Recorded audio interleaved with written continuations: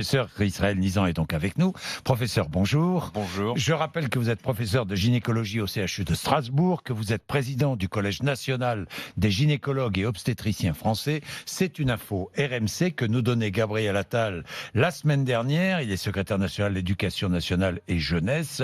Que disait-il ? Eh bien, il nous disait que le gouvernement allait interdire par la loi, je dis bien interdire par la loi, des tests de virginité. Vous êtes favorable à cette interdiction ? Extrêmement favorable et depuis fort longtemps.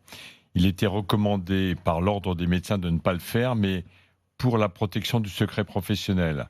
Il y a une bien meilleure raison de l'interdire, c'est que c'est une violence faite aux femmes et cette violence est strictement inutile, elle est humiliante et je pense qu'il faut que la loi passe par là pour l'interdire véritablement. Oui. Est-ce que vous êtes confronté régulièrement, est-ce que les gynécologues obstétriciens sont confrontés régulièrement à de telles demandes, des tests de virginité ? La réponse est oui, souvent de la part des parents, très rarement de la part des femmes elles-mêmes parce qu'elles savent bien ce qui leur est arrivé. Mais ce qu'il faut savoir, c'est que la vraie définition de la virginité, celle qui vaut, elle vaut pour les hommes comme pour les femmes, est vierge toute personne qui n'a jamais eu de rapport sexuel. Oui. Si je veux savoir si un homme est vierge, comment je fais ?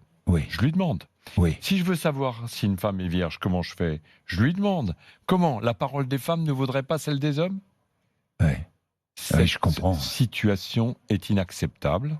Ce qui veut dire que les parents, les familles, ne croient pas à la parole de leur enfant. Ce qui veut dire que la parole de la femme ne vaut pas. Celle de l'homme. Elle ne vaut pas. Elle ne vaut pas, oui, tout simplement. Elle ne vaut pas, tout Elle simplement. ne vaut pas, tout simplement. Et donc, c'est pas vraiment acceptable. Mais comment ? C'est-à-dire, vous avez des parents qui arrivent dans un cabinet de gynécologue et qui, avec leur fille, et qui demandent au médecin de pratiquer un test de virginité. La dernière fois que ça m'est arrivé, c'était une famille qui amenait une enfant de 11 ans. 11 ans ? 11 ans, qui avait eu quelques mauvaises notes à l'école. Et si elle a des mauvaises notes, c'est qu'elle a des rapports sexuels. Et si elle a des rapports sexuels, le père m'a dit, elle vaut plus rien pour moi. Attendez, si elle a eu un rapport sexuel, elle ne vaut plus rien pour moi. Alors, bien sûr, je me suis fâché avec lui, et c'est lui qui est devenu violent, exigeant qu'on pratique un examen gynécologique sur la petite qui était traumatisée de manière incroyable. Le mal était fait, vous me direz. Le mal était fait. Le mal était fait. Mais il y a... En tout cas, dans mon équipe, depuis fort longtemps, une interdiction formelle de faire cela, y compris quand la famille est agressive. Interdiction formelle de ma part, mais c'est pas une interdiction légale. Oui, c'est une interdiction déontologique. Ça ne suffit pas. Il faut aller plus loin. Il faut aller plus loin. Non, mais je comprends fort bien. Des raisons religieuses, essentiellement, ou pas que ? Le substrat, c'est le patriarcat. C'est-à-dire que c'est les hommes qui sont propriétaires du corps des femmes. Les femmes appartiennent peu ou prou aux hommes. Et cette phrase « pour moi, elle ne vaut plus rien si elle n'est pas vierge » veut tout dire. C'est-à-dire que la valeur d'une femme se mesure à sa virginité. C'est inacceptable. Oui, c'est absolument inacceptable. Ces tests de virginité sont pratiqués ailleurs dans le monde ? Oui, parce que j'ai vu que l'OMS, l'Organisation mondiale de la santé, et l'ONU demandaient l'interdiction mondiale de ces tests de virginité. Alors, il y a beaucoup de pays où le soir de la nuit de noces, avant d'avoir le premier rapport, et officiellement pour protéger la femme, on va voir le gynécologue qui atteste de la virginité avant la nuit de noces. De très nombreux pays pratiquent cela. Et quand il n'y a pas de gynécologue, il y a une tradition qui consiste à afficher le drap taché de sang au lendemain de la nuit de noces. Et vous me direz, et s'il n'est pas taché de sang, eh bien on répudie la femme après avoir eu un rapport avec elle. Je ne vous dis pas la vie qu'elle va mener après. Oui, évidemment. D'ailleurs, dans certaines familles où l'hymen est congénitalement absent, voire très élastique, ce qui est le cas de la moitié des femmes dans le monde. Ah bon ? La moitié des femmes ne saignent pas lors du premier rapport. Alors que c'est bel et bien le premier rapport. Eh bien, les familles savent bien qu'il peut arriver un très gros pépin à leur fille à ce moment-là. et être répudiée, et elle se donne les moyens de mère à fille pour que de toute façon il y ait du sang dans le lit ce jour-là.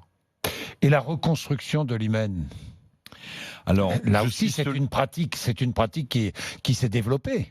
Ce que je voulais dire encore, c'est que Oui. quand il y a un hymen très élastique, Oui. il peut ne pas se déchirer lors du premier rapport, mais seulement lors du premier accouchement. D'accord. Surtout si la verge est un peu petite. Oui. Ma question est la suivante. Est-ce que dans les pays où on affiche le drap, est-ce qu'on regarde si par hasard, ce ne serait pas parce que la verge est un peu petite que l'hymen ne s'est pas déchiré? Oui. Non, il s'agit de l'honneur des hommes. Mais l'honneur des femmes, il est où là? Oui. Il n'est pas du tout pris en compte. Oui. La demande de réflexion de virginité, je suis confronté à cela à peu près une fois par mois. Une fois par mois. Et c'est toujours des femmes qui me disent, ben voilà, je suis avec un copain depuis 3 ans, et là on va me marier, et il faut que ça saigne. Oui. Et ma réaction est toujours la même. Madame, vous souhaitez tromper qui? Dieu ou un homme? Oui. Ah non, je ne veux pas tromper Dieu. Dieu, il sait tout, il voit tout et il me pardonne. Je ne sais pas comment elles le savent. Oui. Ah, si c'est juste pour tromper un homme, on va se débrouiller autrement. On ne peut pas faire de la chirurgie sur la vulve d'une femme simplement pour une tradition obsolète. Oui.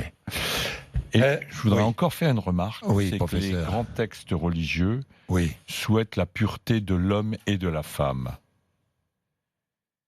Les hommes pourraient aller à droite et à gauche et pas les femmes? Mais c'est marqué où ça? Ouais. Dans quel Torah, dans quel Coran, dans quelle Bible? Ouais. Non, ça c'est la religion des hommes. Bien, Israël Nizan, j'avais une question complémentaire concernant le coronavirus. Des femmes enceintes vous demandent, est-ce que je suis plus en danger? Est-ce que mon futur bébé est plus en danger? Que leur répondez-vous? Pour l'instant, on a, au niveau du Collège national des gynécologues et obstétriciens français, Oui. fait une enquête. On a une publication du Lancet concernant 9 femmes à Wuhan qui se sont contaminées, et il n'y a Oui. pas eu de problème plus que ça. C'est-à-dire que, et pour la mère et pour l'enfant, on n'a aucune alerte qui dirait que c'est plus grave qu'une autre grippe. Merci, professeur Israël Nizan, professeur de gynécologie au CHU de Strasbourg et président du Collège national des gynécologues et obstétriciens français. Vous réagissez, vous témoignez, surtout 32 16 rmc.fr.